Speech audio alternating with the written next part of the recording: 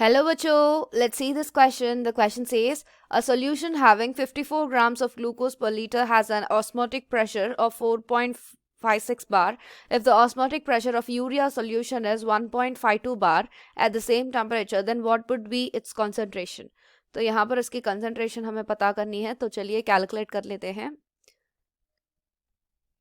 So we know the formula for osmotic pressure, that is pi is equals to C R T.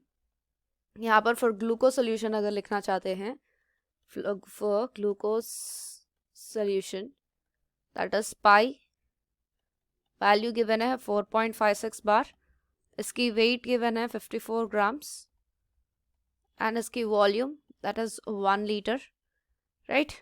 तो इसे substitute कर लेते हैं इसमें. 4.56 will be equal to 54 divided by इसकी molecular weight होगी 180 into R T.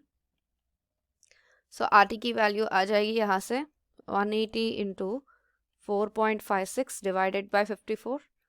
इसको equation 1 मानकर चले तो for urea solution if we calculate for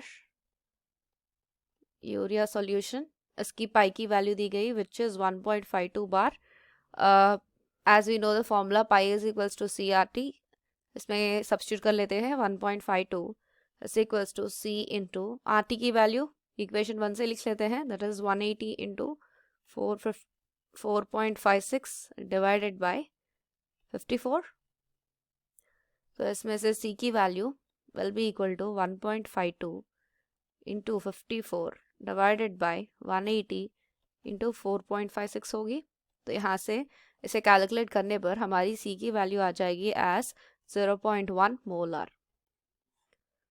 तो अगर ऑप्शंस में देखें तो हमारी ऑप्शन हो जाएगी option D is the correct answer. I hope you understand it well. All the best.